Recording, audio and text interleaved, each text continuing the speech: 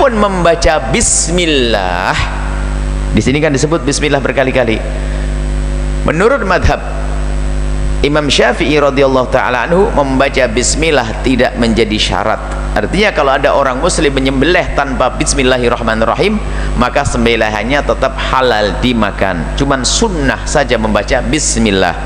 Tapi menurut madhab yang lain seperti madhab Imam Abu Hanifah dan Imam Malik dan Imam Ahmad ibn Hanbal, kalau ada orang nyembelih binatang sembelihan, kambing dan sebagainya, tidak membaca bismillah, maka tidak halal disembelih jika dia ingat membaca lalu dia meninggalkan bacaan. Jadi kalau mestinya dia baca tapi nggak mau baca, maka tidak sah. Tapi dalam madhab Imam Syafi'i, biarpun dia sengaja tidak membaca, tetap halal dimakan. Akan tapi keluar dari khilaf para ulama, tolong siapapun yang menyembelih sembelihan adalah dengan mengucapkan bismillahirrahmanirrahim. Kalau ternyata nanti lupa, jangan khawatir, madhab kita mengatakan itu halal, madhab Syafi'i. Jadi nggak usah bingung gara-gara tukang sembelihnya lupa baca bismillah saja, wah jadi bangkai, sayang dong sapi satu. Kan madhab Syafi'i ada, dan itu madhab kita. Baik, ini saja. Sunnah yang selanjutnya, thumma qala bismillahi Allahu akbar. Sembelih ucapkan bismillahi Allahu akbar, baru sembelih. Dan ingat ya, kalimat sembelihannya itu seketika. Idza dzabhtum fa ahsinudz dzibha. Ketika Anda akan sembelih, baguskan sembelihan. Dzabha seketika. Jadi bukan menggorok berkali-kali. Ya, ditolong dipelajari ya. Di begitu akan sembelih seketika, set sekali sudah. Supaya tidak membuat hewannya merasa kesakitan. Jadi bukan berkali-kali begini. Ya, coba dipelajari itu ya, cari urat yang baik. Jadi begitu kemudian Anda sembelih seketika. Makanya kata Nabi, jika Anda ingin menyembelih, tajamkan pisaunya, asah.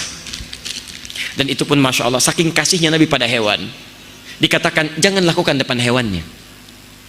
Jadi kalau Anda ingin mengasah pisau nanti saat kurban, jangan Anda majukan hewannya melihat pisaunya diasah. Bagaimana hukumnya menyembelih ribuan ayam dengan sekali bismillah?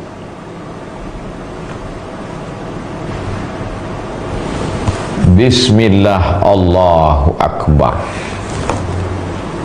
Bapak motongnya pakai mesin, ayamnya 1000, mesinnya, ayamnya udah di ayamnya cuman pakai kenop aja, bismillah, sah, boleh bismillah.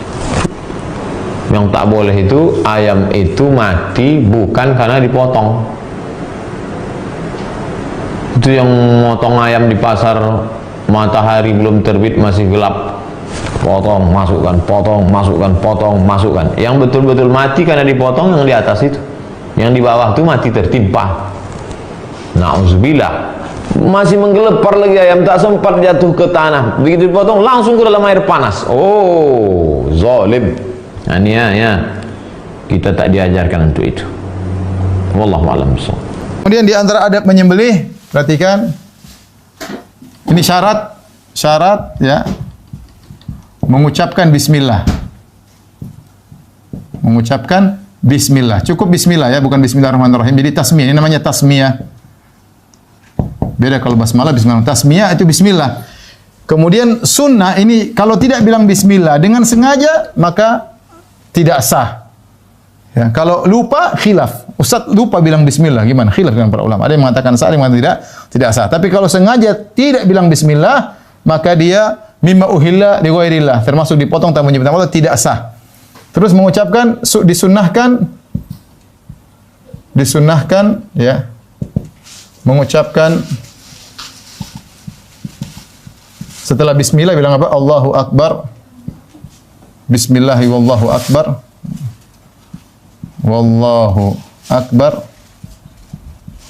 Kemudian atau kita tulis bahasa Arabnya ya. Jadi bismillah wallahu akbar.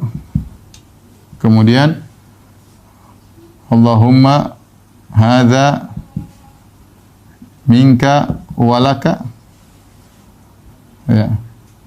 Allahumma taqabbal minna, Allahumma taqabbal minni.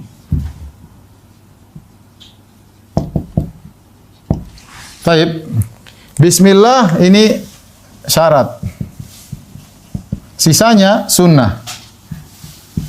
Allahumma hadza minka walaka. Minka walaka maksudnya ya Allah ini kambingku, sapiku, nikmat dari engkau yang kasih. Walaka dan juga untukmu. Saya ikhlas karena Allah ini maksudnya minka darimu yaitu kambing, hewan nikmat darimu. Hewan nikmat darimu. Kemudian laka untukmu ya ikhlas. Ya Allah taqabbal minni, terimalah sembilanku. Kapan dia mengucapkan ini? Ketika dia mulai sudah siap, kemudian dia sudah mulai menjalankan pisaunya, dia bilang bismillah, Allahu akbar, Allahumma hadza ya minka walaka.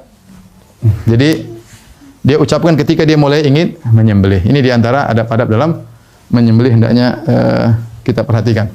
Taib.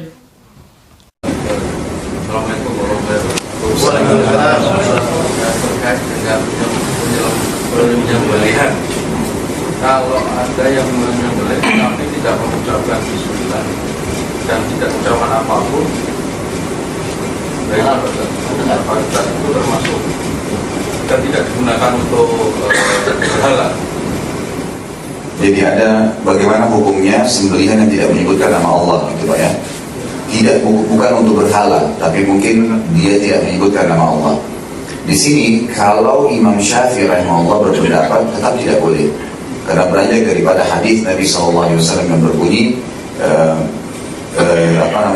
semua yang disembelih selain daripada Allah tidak menggunakan nama Allah, maka dia haram, dia adalah haram, gitu kan?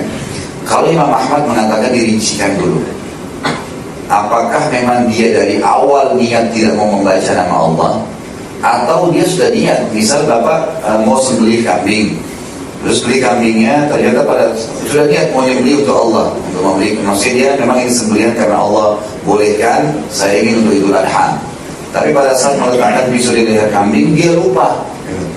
Maka Imam Ahmad merincikan, kalau dasarnya memang dia tidak mau sebut nama Allah, tak boleh dimakan sembelihannya. Tapi kalau dia lupa saja, memang setelah sembelih baru ingat, gitu kan, maka itu nggak masalah, karena dia sudah jelas memang mau menyebutkan nama Allah. Dan juga berhubungan dengan masalah sembelihan, sembelihan ini kita boleh memakan sembelihan setiap muslim, dan juga boleh memakan sembelihan ahli kitab.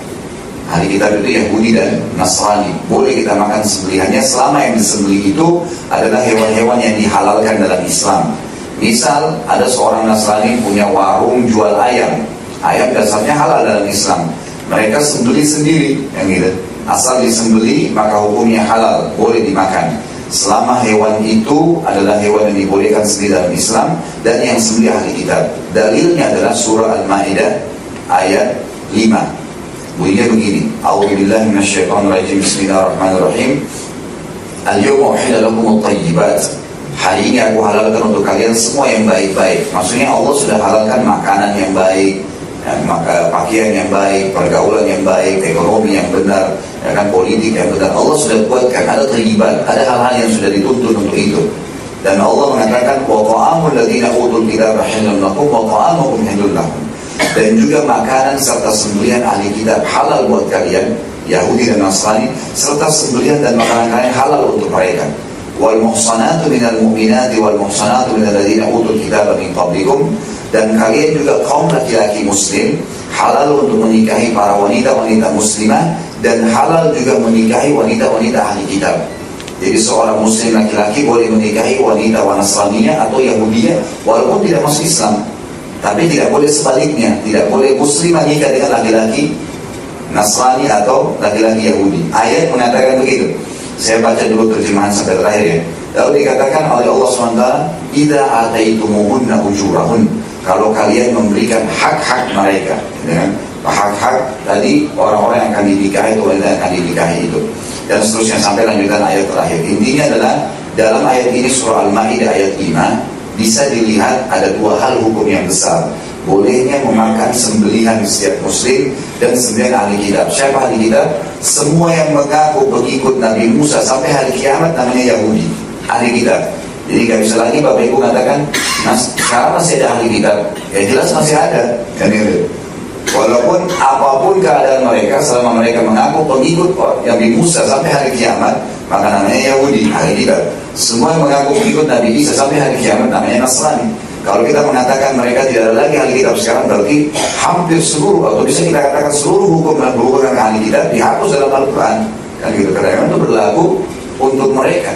Dan orang-orang Nasrani mengatakan trinitas, tentang adanya ayah, ya, dia katakan Tuhan, kemudian anak Tuhan, kemudian ada Maryam yang dikatakan sebagai bundanya, gitu kan. Maka kata-kata trinitas ini sudah ada dari sebelum Nabi Muhammad SAW diutus, dan Al-Quran datang memang meluruskan pemahaman itu. Jadi memang mereka ada. Jadi sembelihan ahli kitab pun dibolehkan untuk dimakan. Tinggal pertanyaannya, bagaimana kalau mereka tidak membaca Bismillah? Ayat ini tidak menitik beratkan tentang ahli kitab harus mengucapkan Bismillah. Yang penting mereka menyembelihnya. Nah, seperti sekarang di Prancis ada sistem ayam-ayam itu kalau dimasuk atau dijual di pasar itu sudah nggak pakai sembelih. Jadi ayamnya diberdirikan di alat dalam keadaan hidup, keluar sudah terpacking, gitu kan. Jadi memang dia melalui proses di dalam itu di strom, kemudian dikulitin, kemudian tiba-tiba pokoknya sudah terpacking pada saat keluar. Ini karena prosesnya misalnya kepada saya, dan saya bahasakan kalau tidak disembelih maka berarti melanggar ayat tadi, Tapi kalau disembelih maka umumnya boleh. Seperti misal, waktu saya ceramah di Irian, mayoritas teman-teman penduduk Irian itu adalah orang Nasrani, dan mereka biasa berburu rusa, berburu sapi liar di hutan, gitu kan. Kemudian mereka jual di pasar, yang beli banyak orang-orang Muslim. Apakah itu halal dimakan sembelihannya? Kalau dia sembelih, ya maka itu halal. Jadi, kalau dia sembelih itu halal. Tapi kalau dia tidak sembelih, seperti umumnya ada pernah yang mengatakan kepada saya, dia cuma menebas perutnya, Ustaz, dia cuma menebas kakinya, kan gitu. Kemudian mati karena kesakitan, maka itu tidak termasuk dalam masalah sembelihan. Tapi kalau dia sembelih seperti orang Islam dengan memutuskan 2 urat besar leher hewan tersebut, maka berarti masuk dalam jabaran daripada ayat tadi. Begitu Pak ya. Penyembelian itu harus pakai bismillah.